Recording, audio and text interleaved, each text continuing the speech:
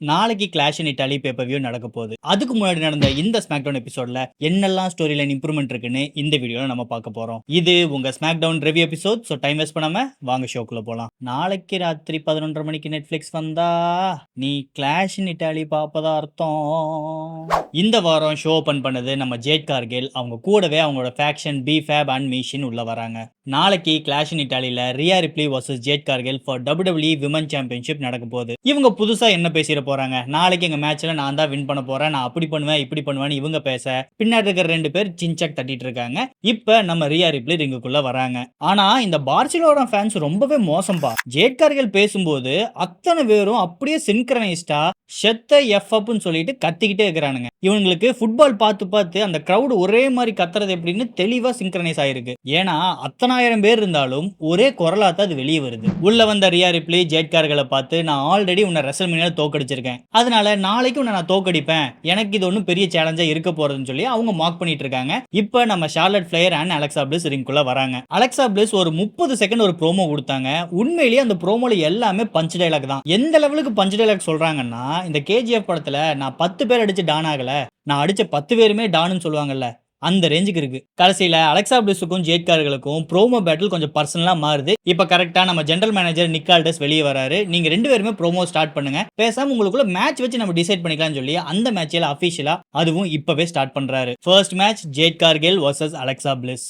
Overall இது உண்மையிலேயே ஒரு நல்ல மேட்ச். இந்த மேட்ச் ஃபுல்லாவுமே அப்பர் ஹேண்ட்ல இருந்தது நம்ம ஜேட் கார்கில் தான். என்னதான் அலெக்சா பிளிஸ் அப்படி இப்படின்னு ஓடி வந்து பறந்து அட்டாக் பண்ணாலும் ஜேட் கார்கிலோட சைஸுக்கு முன்னாடி அவங்களால ஒண்ணுமே பண்ண முடியல. அதுக்காக அலெக்சா பிளிஸ் மோசமா சண்டை போட்டாங்க நான் சொல்ல மாட்டேன், அவங்க நல்லாவே சண்டை போட்டாங்க. பட் என்ன இருந்தாலும் அவங்களுக்கு முன்னாடி ஜேட் காரோட மொமெண்டம் வேற லெவல்ல நிக்குது. இப்ப நீங்க இந்த ஜேட் காரோட கேரக்டரை பாத்தீங்கன்னா பயங்கரமான ஹெட் வெயிட் இருக்கிற ஒரு ஈகோ இருக்கிற ஒரு கேரக்டர். இந்த கேரக்டர் அவங்க சாம்பியனா மாறினதுல இருந்து ஆக்சுவலா ஸ்டார்ட் ஆயிருச்சு. ரெசல்மேனியா டைம் வரும்போது அந்த கேரக்டர் ஆக்சுவலா எஸ்டாப்ளிஷ் ஆகி ஒரு ஃபயர் பிடிக்குது. ஆனா உடனுக்குடன் பெல்ட் தோத்துட்டாங்க. பெல்ட்டே அவங்க தோத்துருந்தாலும் இப்ப அவங்கள பார்க்கும்போது பயங்கரமான ஒரு ஸ்ட்ராங்கஸ்ட் பிளேயரா தெரியுறாங்க. காரணம் அவங்களோட கேரக்டர் இப்ப பயங்கரமா ஒர்க் அவுட் ஆக ஆரம்பிக்குது. எந்த அளவுக்கு ஸ்பார்க் பிடிக்குதுன்னா, ஒரு பாயிண்ட்ல டாமினிக் மிஸ்டேக் எந்த அளவுக்கு பூ வந்துட்டு இருந்துச்சோ அந்த லெவலுக்கு ஒரு பூ ஜேட் கார்கிலுக்கு இப்ப வருது. ப்ரொஃபஷனல் ரெஸ்லிங்ல பூ சியர்ங்கிறது மேட்டர் கிடையாது, ஆடியன்ஸ் உனக்கு ரியாக்ட் பண்ணாவே போதும். இவங்களுக்கு இப்ப அந்த ரியாக்ஷன் பயங்கரமா கிடைக்குது. இந்த மேட்ச் முழுக்கவே அலெக்சா பிளிஸுக்கு சப்போர்ட்டா Rhea Ripley, Charlotte Flair ring சைடுல தான் இருக்காங்க. அதே மாதிரி ஜேட் கார்கிலுக்கு மீஷன் அண்ட் பீஃப் ரிங் சைடுல இருக்காங்க. ஒரு பாயிண்ட்ல கரெக்டா அலெக்சா பிளிஸ் ஓடி வரும்போது நம்ம மீஷன் அவங்க காலை பிடிச்சி டிஸ்ட்ராக்ட் பண்ண,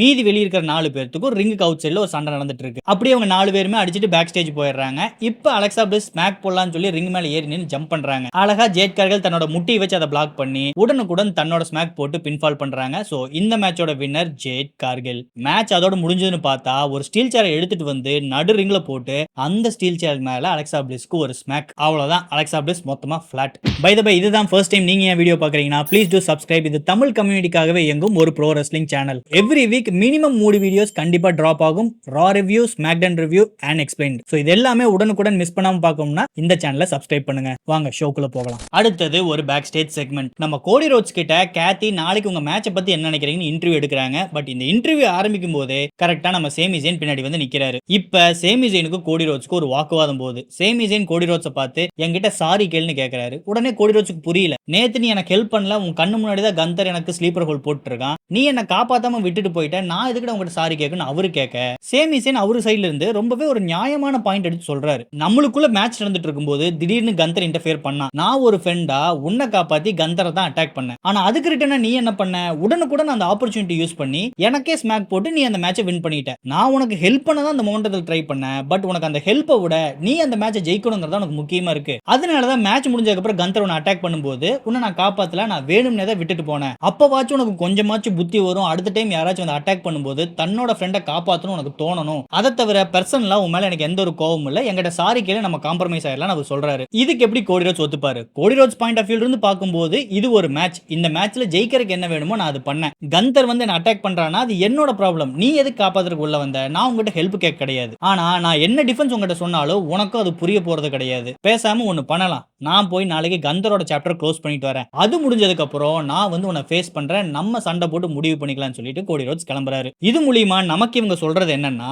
நாளைக்கு கோடி ரோட்ஸ் வர்சஸ் கந்தர் மேட்ச் இருக்கு. ஆனா somehow இந்த மேட்சுக்குள்ள சேமி ஜோனோட இன்வால்வ்மெண்ட் வர்றதுக்கான எல்லா ஃபேக்டரையும் இவங்க யூஸ் பண்ணிட்டு இருக்காங்க. ரெஸ்லர்ஸ் நாளைக்கு நடக்கக்கூடிய கிளாஷ் இன் இட்டாலி பேப்பர் வியூல என்ன மேட்சஸ் எல்லாம் இருக்கு, யாரெல்லாம் ஜெயிப்பா, எப்படி அந்த மேட்சஸ் எல்லாம் போகும்னு நான் என்னோட ப்ரெடிக்ஷன் வீடியோ ஆல்ரெடி போட்டிருக்கேன். அந்த வீடியோவை இந்த வீடியோட லாஸ்ட்ல நான் லிங்க் பண்றேன், முடிஞ்ச டிஸ்கிரிப்ஷன்ல லிங்க் லீவ் பண்றேன், மறக்காம அந்த வீடியோவும் போய் பாருங்க. அப்பதான் நாளைக்கு அந்த மேட்ச் பார்க்கும்போது அதுக்குள்ள என்ன நடக்குதுன்னு உங்களுக்கு கிளியரான ஒரு ஓவர்வியூ கிடைக்கும். அடுத்தது மிஸ் வர்சஸ் ஆக்சியம். இந்த பார்சிலோனா ஆக்சியத்தோட ஹோம் டவுன், அதனால மொத்த கிரௌடுமே நம்ம ஆக்சியம் பின்னாடி தான் இருந்தாங்க. அதெல்லாம் சரிடா தவக்கல, நீ பார்சிலோனா நடக்கிறனால அந்த ஊர்ல பிறந்து வளர்ந்த ஒரு பையன் ஆக்சியம் அவனுக்கு மேட்ச் கொடுக்குற, சரி இந்த டூர் முடிஞ்சதுக்கு அப்புறம் மறுபடியும் நீ யூஎஸ்ஏ போயிருவ, அங்க போனதுக்கு அப்புறம் இந்த பசங்களை யூஸ் பண்ணுமே, அது மட்டும் ஏன்டா பண்ண மாட்டேங்கிறீங்க? நல்ல டேலண்ட் தான், ஆனா கொஞ்சம் கூட அவங்களுக்கு பர்ஃபார்ம் பண்ண டைம் கொடுக்காம தேவையில்லாம அவங்களோட மொமெண்டத்தை வேஸ்ட் பண்றாங்க. ரெஸ்லர்ஸ் எனக்கு இந்த எக்ஸ்பிளைன் சீரிஸ்ல நிறைய பிளேயர்ஸை பத்தி ஸ்டோரி போடணும்னு சொல்லி ஒரு லிஸ்ட் ஆல்ரெடி ரெடி பண்ணி வச்சிருக்கேன். ஆனா எனக்கு ஒரு பிளேயரை பத்தி மட்டும்தான் பேசணுங்கிறது பர்சனலாவே ஒரு ஆசையா இருந்துட்டு இருக்கு. அது யாரு தெரியுமா?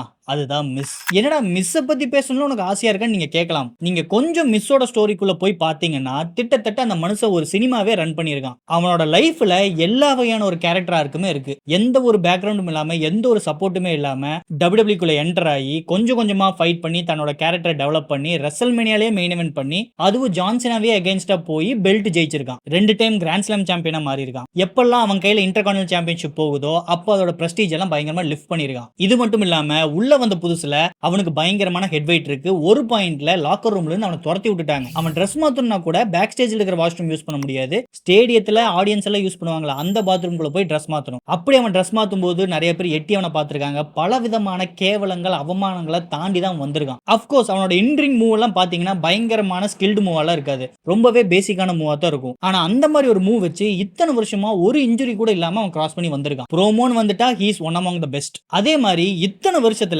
அவன் எத்தனை டைம் மேட்ச் தோத்தாலுமே அவனோட பாப்புலாரிட்டி அண்ட் கிரெடிபிலிட்டி கொஞ்சம் கூட குறையாது. அவன் ஒரு யூனிக் கைண்ட் ஆஃப் ஸ்டார்டம்ல போய் உட்கார்ந்துட்டு இருக்கான். இவனை பத்தி பேசணும்னு பயங்கரமா பேசலாம், கண்டிப்பா ஒரு சான்ஸ் வரும். அப்ப மிஸ்ஸை பத்தி ஒரு எக்ஸ்பிளைன் சீரிஸ் நான் போடுறேன். அப்பதான் இந்த மனுஷன் எந்த அளவுக்கு ஹர்டில்ஸை கிராஸ் பண்ணி வந்திருக்கான்னு உங்களுக்கு புரியும். சரி நம்ம இந்த மேட்சுக்குள்ள வருவோம். இந்த மேட்சை பொறுத்த வரைக்கும் ஆக்சியம் தான் அங்கிட்டு இங்கிட்டுன்னு பறந்து பறந்து குதிச்சுக்கிட்டு இருந்தான். ஓவரால் ஒரு நல்ல மேட்ச் தான். அது போக இந்த மேட்சோட வின்னர் யாருன்னு உங்களுக்கே தெரியும். Of course it's Axiom. அடுத்தது MFT versus Damian Priest and Royce Keys. நம்ம R-Truth இன்னுமே இன்ஜுரியில இருந்து தெளிவா கிளியர் ஆகல. அதனால இந்த டாக் டீம் மேட்ச்ல அவருக்கு பதிலா ராய்ஸ் கீஸை ரீப்ளேஸ் பண்றாங்க. பாதி மேட்ச் வரைக்கும் இந்த ராய்ஸ் கீஸ்க்கு டேமியன் பிரீஸ்ட்க்கு வேவ்லென்த் ஆக்சுவலா செட்டே ஆகல. ரெண்டு பேரும் முறைச்சிட்டே தான் இருந்தாங்க. ஒரு பாயிண்ட்க்கு அப்புறம் தான் இவங்களுக்குள்ள ஒரு சிங்க்ரனைஸ் ஆக ஆரம்பிச்சது. இந்த மேட்ச்ல உண்மையிலேயே உசுர கொடுத்து ஆடினது யாருன்னு பாத்தீங்கன்னா நம்ம டேமியன் பிரீஸ்ட் தான். அந்த ஒத்த மனுஷன் தான் மாத்தி மாத்தி அடிச்சுக்கிட்டு இருந்தான். ராய்ஸ் கீஸ்க்கு கொஞ்சம் டைமிங் தான் கொடுத்தாங்க, வந்து 2-3 அடி அடிச்சாரு. அதுக்கப்புறம் மறுபடியும் ரிங்குக்கு வெளியே போய்க்கிறாரு. அது போக சோலோ சிக்கோவா இந்த மேட்ச் முழுக்கவே MFTக்கு சப்போர்ட்டா ரிங் சைடுல தான் இருக்காரு. ஒரு பாயிண்ட்ல ரெஃப்ரியை டிஸ்ட்ராக்ட் பண்ணி நம்ம டேமியன் பிரீஸ்ட்க்கு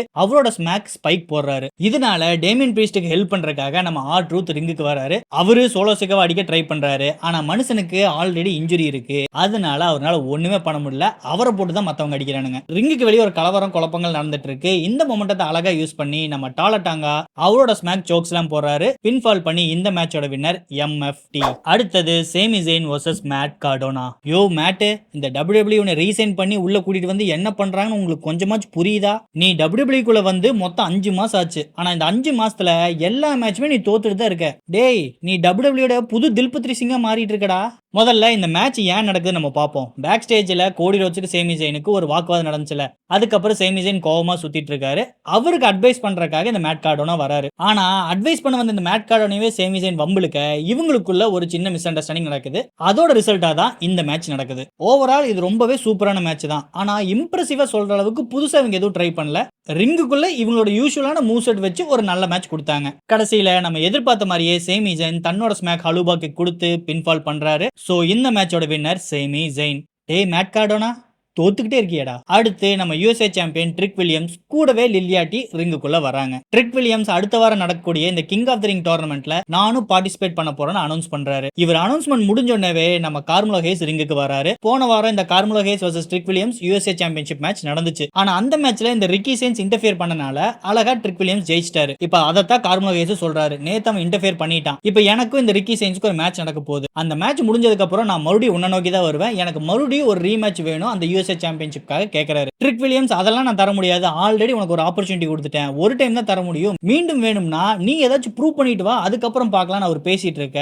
இப்ப ரிக்கி சைன்ஸ் ரிங்குள்ள வராரு. கார்மெலோ ஹேய்ஸ்க்கு ஒரு ஆப்பர்ச்சுனிட்டி முடிஞ்சிருச்சு, இப்ப எனக்கு அவனுக்கு மேட்ச் நடக்க போகுது, அந்த மேட்ச் முடிஞ்சதுக்கு அப்புறம் நான் உங்ககிட்ட வர, எனக்கு நீ மேட்ச் கொடுன்னு இவர் டிமாண்ட் பண்ணிட்டு இருக்காரு. சோ எனக்கு இதுல இருந்து என்ன புரியுதுன்னா ஃபியூச்சர்ல இவங்க 3 பேர்த்துக்கும் ஒரு ட்ரிபிள் த்ரெட் மேட்ச் ஐடியா நல்லா இருக்கே. அடுத்தது Carmelo Hayes versus Ricky Saints. Overall இது ஒரு செம்மையான என்டர்டெய்னிங் மேட்ச். மேட்ச் முழுக்கவே இவங்க 2 பேர்த்துக்குமே பயங்கரமான ஈக்குவல் கேலிபர்ல இருந்துச்சு. எனக்கு பர்சனலா இவங்க 2 பேர்த்தோட காம்பினேஷன் ரொம்பவே பிடிச்சிருக்கு. 2 யங் பிளேயர்ஸ்க்கு ப்ராப்பரான டைமிங் கொடுத்து தெளிவா பர்ஃபார்ம் பண்றதுக்கு நீங்க ஒரு ஸ்பேஸ் கொடுத்தீங்கன்னா எந்த அளவுக்கு என்டர்டெய்னிங்கா அதை இருக்க வைக்க முடியுங்கிறதுக்கு இவங்க 2 பேர்த்தோட மேட்ச் ஒரு ப்ராப்பரான எக்ஸாம்பிள். ஆனா என்ன, கடைசியில் இந்த மேட்ச் கவுண்ட் அவுட்ல முடிஞ்சிருச்சு. ஏன்னா 2 பேருமே ரிங்குக்குள்ள சண்டை போட்டது பத்தாருன்னு ரிங்குக்கு வெளியும் போய் அடிச்சுக்கிறாங்க. ஆனா இந்த கேப்ல நம்ம ரெஃபரி 10 கவுண்ட் பண்ணி முடிச்சிட்டாரு, அதனால டியூயல் கவுண்ட் அவுட்ல இந்த மேட்ச் முடியுது. அடுத்தது நயா ஜாக்ஸ் வர்சஸ் செல்சி கிரீன். அப்பாடா, ஒரு வழியே இந்த செல்சி கிரீன் இன்ஜுரியிலிருந்து கிளியர் ஆகி இன்ட்ரிங் ஆக்ஷனுக்கு வந்துட்டாங்க. விமன் சைடுல இந்த செல்சி கிரீன் ஒரு ப்ராப்பரான என்டர்டெய்னர். ஒரு மேட்ச்ல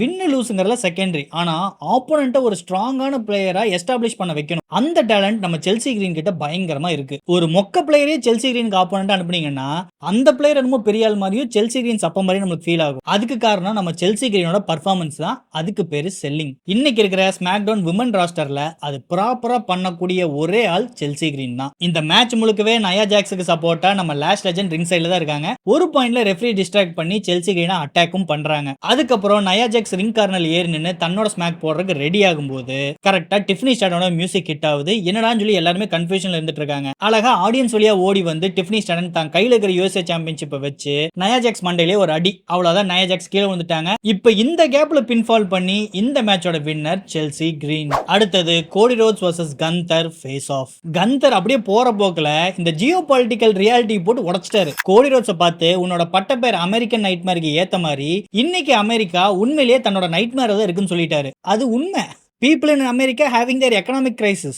எப்பேற்பட்ட விஷயத்தை சட்டுன்னு போட்டு உடச்சிட்டியப்பா. அதுக்கப்புறம் 2 பேருமே ஒரு 5 நிமிஷம் மாத்தி மாத்தி ப்ரோமோ பேட்டில் பண்ணிக்கிறாங்க. உண்மையிலேயே அந்த ப்ரோமோ பேட்டில் நல்லா தான் இருந்துச்சு. அதுக்கப்புறம் கடைசியா கோடி ரோட்ஸ் தன்னோட புது கேட்ச் ஃப்ரேஸ் கிடையாது, I am easy to find but hard to beat அப்படிங்கறத சொல்லிட்டு வெளியே கிளம்புறாரு. ஆனா போற கோடி ரோட்ஸோட கையை பிடிச்சி கந்தர் இழுத்து பக்கத்துல ஃபேஸ் ஆஃப் பண்ணி, நான் இது வரைக்கும் சொன்னதை தான் செஞ்சிருக்கேன். நான் கோல்ட்பர்கர் ரிட்டையர் பண்ணுவேன்னு சொன்னேன், செஞ்சேன். ஜான் சீனாவை டேப் அவுட் பண்ணி தோக்கடிக்க வைப்பேன்னு சொன்னேன், செஞ்சேன். ஏஜே ஸ்டைல்ஸை ரிட்டையர் பண்ணுவேன்னு சொன்னேன், செஞ்சேன். இப்ப நான் உனக்கு இன்னொரு வாக்கு கொடுக்குறேன். நாளைக்கு நான் உன்னை அடிச்சு ஸ்லீப்பர் ஹோல் போட தான் போறேன், நீ என் மடியில தூங்க தான் போறேன், அதுக்கப்புறம் அந்த பெல்ட் என் கைக்கு வரும், உன்னால முடிஞ்சதை பண்ணிக்கன்னு சொல்லிட்டு கந்தர் வெளியே கிளம்புறாரு. அதோட இந்த செக்மெண்ட் அண்ட் ஷோ முடியுது. ரெஸ்லர்ஸ், இது ஓவரால் ஒரு டீசென்டான எபிசோடு தான். போன வாரத்தை கம்பேர் பண்ணும்போது இது கொஞ்சம் நல்லா இருக்கு. ஆனா அதுக்கு காரணம் இவங்க பண்ண பர்ஃபார்மன்ஸோ இல்ல மேட்ச் கார்டோ நான் சொல்ல மாட்டேன். ஆடியன்ஸ் இன்னைக்கு ரொம்பவே ஒரு எனர்ஜெட்டிக்கா இருந்தாங்க.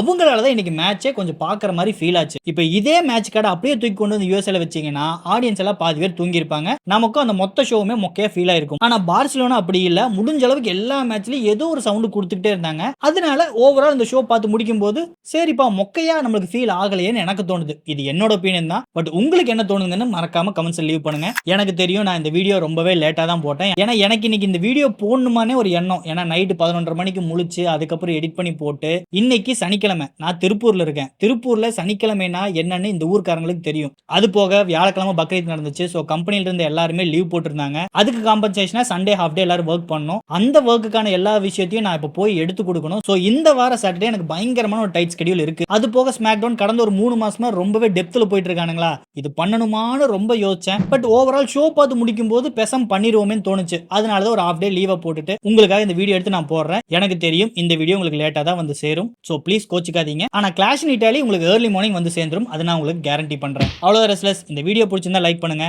மறக்காம ப்ரோ ரெஸ்லிங் பார்க்கக்கூடிய உங்க ஃப்ரெண்ட்ஸுக்கு இந்த சேனலை ஷேர் பண்ணுங்க. ரொம்ப முக்கியம், சப்ஸ்கிரைப் பண்ணுங்க. அப்புறம் அந்த பெல் ஐக்கானையும் டச் பண்ணி விடுங்க. அப்பதான் நான் வீடியோ போட்ட உடனே உங்களுக்கு நோட்டிபிகேஷன் வரும். அடுத்து வேறொரு ப்ரோ ரெஸ்லிங் வீடியோ நான் உங்களை சந்திக்கிறேன். அது வரைக்கும் it's me Veera signing off. Until next time.